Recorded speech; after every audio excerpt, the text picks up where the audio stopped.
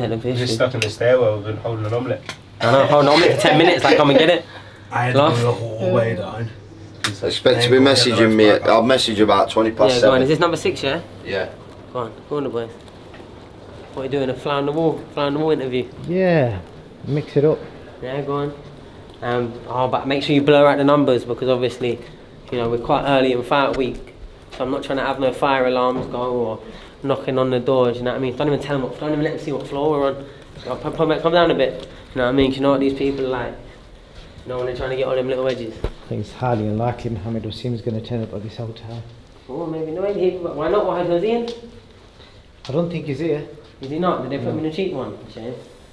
I'm not sure. So how are you finding first full day in Dubai? Yeah, wicked. It's Fight all, week. yeah, it's all good. Just wrapped up your first media day. Yeah. Got some more to do tomorrow. I think more to do every day of the week, to be honest. I'm not too sure. But yeah, I enjoy it, and I enjoy all of this stuff. Fight week is, especially when you're not tight on the weight. Oh, fight week when you're tight on the weight, that's long. And press conference, that's long. And I've been that guy. Oh, but the cleaners are in, look. The cleaners are in. I was going to say, I hope your room's clean because we're Well, going. it is. They will be now. We're going to go in raw. We had him raw. That's it. We're finished? Oh no, I'm not finished yet. Do you know what? It's okay. Don't worry about it today, love. It's okay. Come tomorrow. It's okay. Thank you, dog. Now this is a sweet, isn't it? Yeah, it's a bit messy though. She was only halfway through cleaning it. So this is our world champion, spends his first night in Dubai. It's not bad, is it? It's not bad. Not bad. Okay, thank you.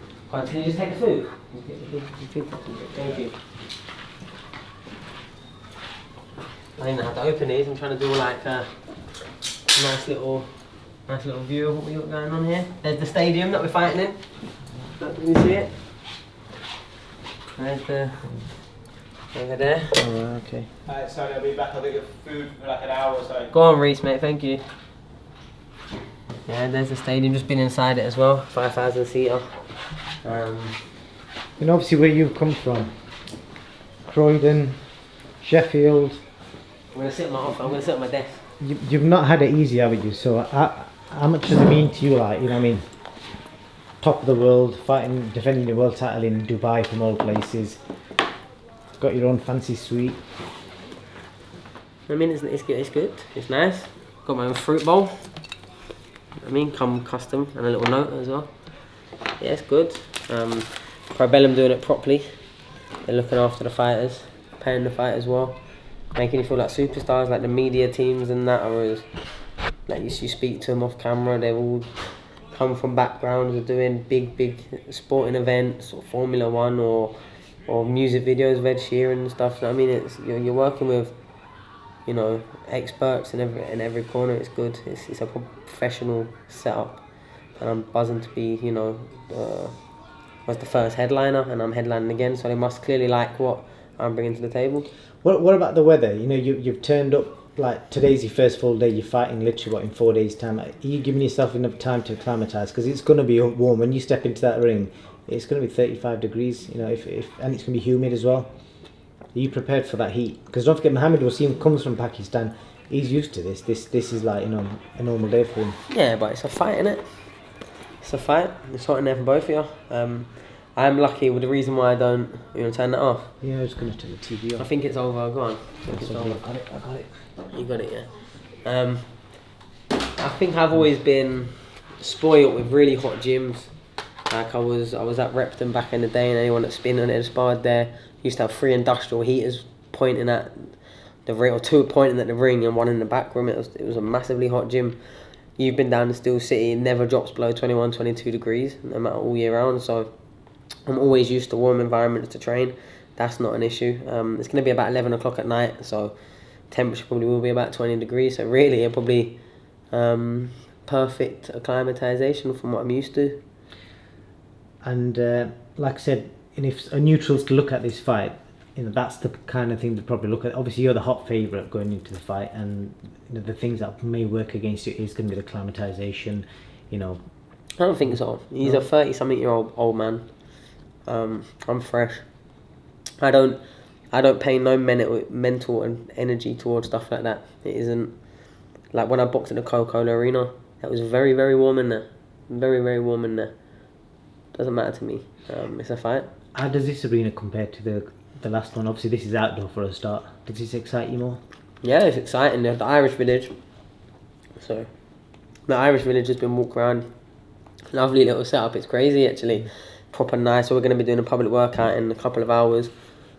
It's wicked. It's just nice surroundings. The venue, the open air tennis court. So arena. There's like 5,000 seats, and it's gonna, I've been told it's sold quite well, and they're gonna have a few people in there, so it's gonna be good. Good fighters as well.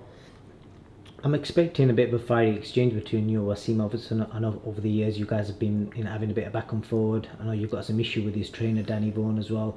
So everyone's expecting a bit of a heated press conference when you first come face to face. Is there anything you could tell us? You got anything up your sleeve? Well, do you know, it's not so much that. To be fair, even though Wasim said some choice words over the internet, calling me a rat, saying he'd beat my brother and me on the same night, when in realism he probably wouldn't beat either of us on any of his nights. But yeah, every time I've seen him, he's been nothing but respectful. So I see. I think, he probably won't really want to get too much in a verbal slagging match with me. Because at the end of the day, we're going to be speaking in English. He's not even his first language, so it's not going to be. Little Birdie tells me you've been practicing his language. Yeah, you keep teaching me, so don't be trying to say Little Birdie. You thought you were going to stay neutral, not in this one. Don't try not angled question. What words have you got lined up? No, I'm not going to repeat them. Not the ones you've taught me anyway. They're bad words. I don't think I'd let them come out my mouth. No, I believe Junaid Boston's Oh yeah, no, Junaid as well. I've got quite a few. Funny thing is, I've got quite a few Pakistani lads over supporting me actually for this one. A few of the lads from Birmingham coming over as well. Yeah, it's good. Surely you can give your followers, your fans are going to be watching this, at least one word that's probably not too bad. No, I'm not gonna, not yet. I'm gonna save that. Okay. Cool. Nothing but love right now. How do you find Dubai anyway? Because it's for some people who probably don't travel here, it's a bit of a culture shock. The way people dress, the whole Islamic culture and the way people live here. How do you find all that? To be honest, I just feel like, I don't know. Maybe because I don't look for things or look for differences. I've been to Azerbaijan, I've been to Ukraine, I've been to, I'm not going to sit and list every single country I've been to, but I've been to a lot of countries and every culture is different. I know that the Western has like a more sort of extreme spin on certain things sometimes, and there's sort of I want to say prejudice, but like the predisposed, like what people think they know before they actually know, when they have not been out here. When they're talking about, but what are you going to dress like? I feel like any man or woman that I see is dressing like anywhere that's hot, like really. And you have, the people that in the culture, but then you also have like the sort of the Westerners bowling around in shorts and vests and want to look at me. So yeah, not. I don't really see the cultural differences that I guess everyone always keeps trying to highlight. What do you take from the culture here, like positive wise? There's things that you like about the Arab culture. Yeah, like everyone's very friendly, treat you nice, do with respect. It's very safe over here. I know that's always the thing, but like genuinely, like one of the safest places. You don't feel any sort of, I don't know, negative presences. Well, didn't you leave your world title belt in the lobby earlier? Oh yeah, I know it's gonna be there. And I can leave. The thing is, in Dubai, you can leave anything anywhere, and it'll be there when you come back. Because you just don't steal. You just don't take things what are yours. There's human morals that seem quite well followed over here. So, like I said, I've only been here. This is the third time I've been here. Spent like 9 days and a week here before, and yeah, I keep looking forward to coming back. With me, it's wherever they want me to go fight, I'll go fight, and if it's in Dubai, it's in Dubai. If it's anywhere, like I'm a fighter, I'm a prize fighter, and have gloves will travel mentality. I don't need to be locked into certain regions, or I don't need to be only fighting on my home turf. I want to win the world title, which I've done, and let me see the world with it. Like I want to take it and go and defend and then challenge other world champions in their home countries, and I want to do all of that. I've not really done too much of that yet. But it's coming, I think, and fighting over here, and even though it's kind of like neutral ground for me and Wasim, it's it's still that experience, like coming out of my comfort zone, having to fly 7 hours and prepare for my camp, to have that day where it's a travelling day and then come over, changing the sleeping a little bit. But to be fair, UK to Dubai is quite easy because the time I'll be fighting would be like 7 o'clock in the UK, so I'm going to be wide awake if I don't move my sleeping pattern that much, and in 5 days it's not really going to change all too much. That explains why you've been sleeping late most days then. I sleep late. Do you know what, with me, yeah, I just listen to my body. So like 3-4 weeks ago, there was like a couple of days in a row where I'm falling asleep at like 5-6 o'clock in the afternoon, waking up at like 1-2 o'clock in the morning, staying up till like 5 o'clock in the morning, couple hours sleep, then going straight into sparring. And it doesn't affect me because I know I've got the hours of sleeping. I listen to my body. Sometimes I stay awake for like pretty much the whole day and night, like just because I'm not tired. If I'm not tired, I can't sleep. I'm just one of them. But again, it's one of them. I don't pay no too much energy to anything. I just live, I exist, and I listen to my body. Well, I'm glad you said that. I don't pay too much energy to anything. That's what you just said. I'm quoting you on that. Yeah. So whilst I was flying here, I was browsing through Twitter, and you've caused absolute chaos on Twitter last night. Do you want to briefly tell us what on earth was going on? Obviously, you've had a bit of back and forth with Shane McGuigan. No back and forth. Well, I suppose more forth, no back. So obviously, I'm looking at your tweets. Obviously, people that follow you, they know that you are quite outspoken on Twitter. Do you feel like you may overstep the mark sometimes? Obviously, the position that you're in, could you cause yourself some issues? What issues? What power has Shane McGuigan or his connections got over me? I just mean generally, Joe Public. You know what I mean, like newspapers. Yeah, but Shane McGuigan gave me every personal reason to be a nemesis of mine for the rest of our time in this sport. From when I'm in a rules meeting, and I've never said this in an interview before, I was at my brother's rules meeting before Lomachenko Campbell, before my brother Martinez. Everything in my universe aligns. I keep saying this, yeah. I went as Grant, as Charlie's representative, and sat through the half an hour spiel that they do, explaining the rules. Then as everyone in the room, and I'm talking, this room has got Eddie Hearn in it, Frank Smith, Eddie Reynoso, Lomachenko Sr., Grant, obviously, Shane McGuigan, representatives from the IBF, the WBC, whatever belts was on show, yeah. This is a proper room of it, professional environment. And before this, apart from a couple of tweets, in sort of response to maybe the Carl Frampton, I remember when Lawrence went to them. Lawrence is a very good friend of mine, still a friend that I hold dear to me, and he knows that. That's why he never gets involved in any of the back and forth, and he even says to them, look, he's my people, and way before no one was around me. Was you going to show me a chain there? No, I just got it out because I was making sure I still had it on. I was thinking, well, I thought it was Penny Boy's chain there for a second. I mean, it's the king chess piece. You know what I mean? Okay. But from when Lawrence went to him, I just tweeted something like, "Oh, make sure you get paid before you pay them." You know what I mean? Just like tongue in cheek. But so at the end of this rules meeting, there was running around scrambling to sign everything into the sign. And as he was literally pen on paper signing, he looked up to me and went, "Is someone not going to get this little kid out of here?" And I looked at him and went, "You what?" And then I didn't really get the. And he went, "Well, you've always got something to say, little scumbag." And I was like, "Okay." And I went, "You what?" And he come up to me, and he said it quieter. And he tried saying something, but he tried putting his hand on my face like this. And as his hand come up, I grabbed his wrist, and then he tried walking off to try and sort of, just ignore it now, because obviously if this becomes a big scene, he's gonna look like a fucking muppet. But then I threw his hand back at him and he walked off. And I stood where I was, and then he walked past. I had a little something, I think he called me a scumbag again. And he waited outside the foyer with all his fighters at the time. And when I say all his fighters, I'm talking Josh Taylor, Lawrence Okoli, Luke Campbell, Chris Billum-Smith, his secret lover, Josh Pritchard, the assistant coach, and I think there was one other that I can't remember, but I'm talking about his whole stable was there. So they remember what happened, every single one of them do. As I come out, I was just with Grant, and he was like, "What went off there?" And I was like, "Didn't you see him?" As I get to the top of the stairs, he's over there and at the corner, and I went, "Go on, what was you saying?" And he went, "Oh, I was only having a laugh." And I went, "You weren't having a laugh, you prick. You weren't." And then when I said that, he reared up and walked over to me. And now you've got Lawrence Coley trying to half separate it. You've got me and him cussing each other in front of each other. And then you've got the matchroom security getting in between us. But I was giving him every bit of my verbal, and he was like, "Oh yeah, well we get results. And I went, "Yeah, and you've also had 5 fighters in court. Every single fighter that's left you." I was giving it to him verbally, Like it didn't spill past that. But like I said, he called me a little scumbag that's always got something to say. And I don't need too much to have a vendetta with someone. But before that, he weren't really on my radar.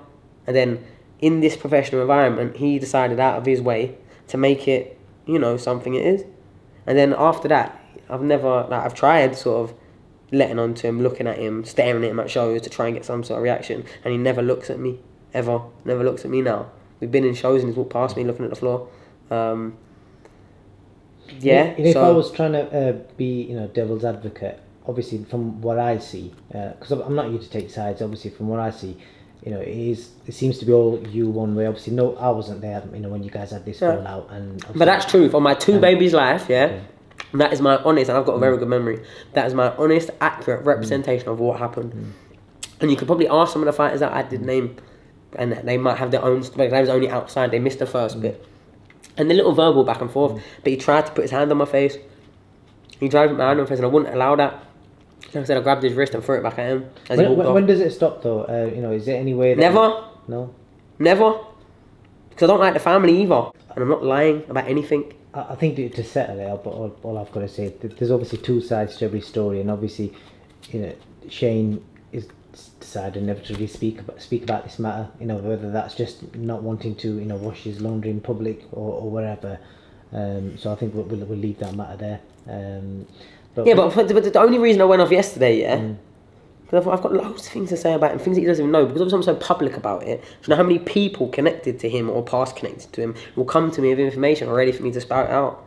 Do you know what I mean? That's what happens. If people have got issues, they should like maybe say it themselves. Maybe, but that's not how the work goes. Sometimes you can almost like kind of just putting you as a face of it. You know? I know, but do you know what it is? Yeah, I was there when Joe Joyce was first walking into a boxing gym. I was there when he first went from Keep Fitters to the squad. I remember him getting bollocked by Sid Khan for turning up when my dad said him to come down, and then eventually become what he become.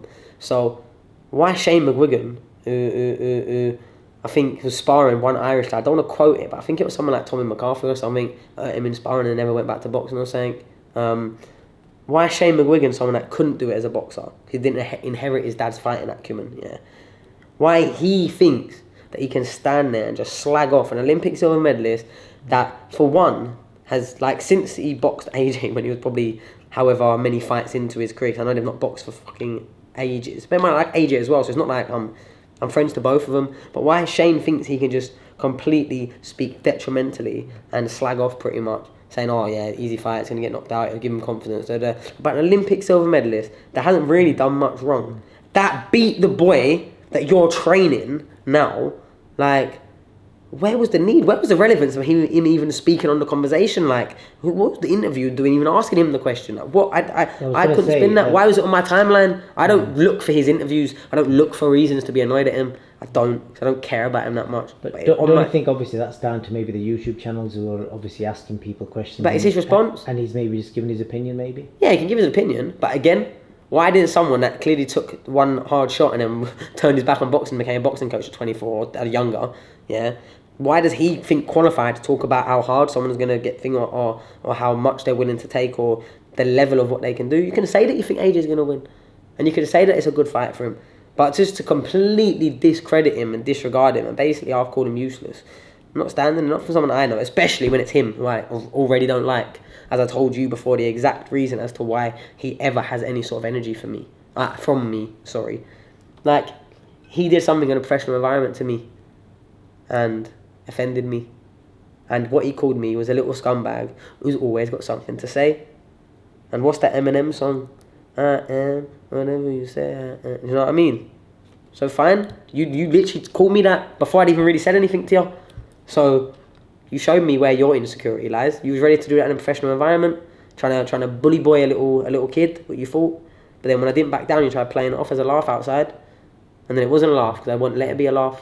I'm not a dickhead. Yeah, like I said, I like to look at these sort of situations from the outside. You know, I mean, I wasn't there. You've obviously perceived it in that way, and you know, I'm not saying it didn't happen like that, but you know, there's every chance he may have been joking. Do you know what I mean? Just to spin it completely the other way around. But he wasn't. Oh. He wasn't joking. He tried playing it off 20, 30 seconds later in a different room. They was joking off when I said, "What was you saying in there?" He's like, "Oh, come on, was it?" Nah, you weren't having a joke. Calling someone a little scumbag, trying to grab their face and all that carry on. Not a joke.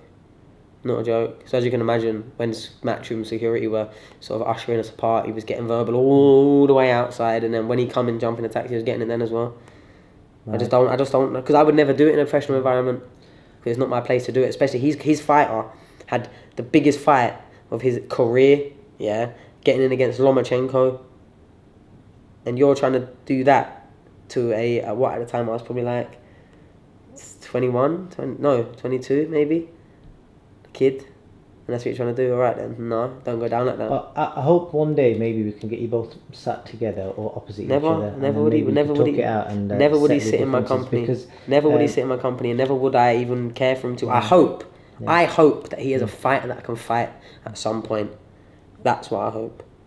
That's what. Because bear in mind, let me just put a little cherry on the top. I don't even call him a bad trainer, because for the most part, I think he is a good trainer.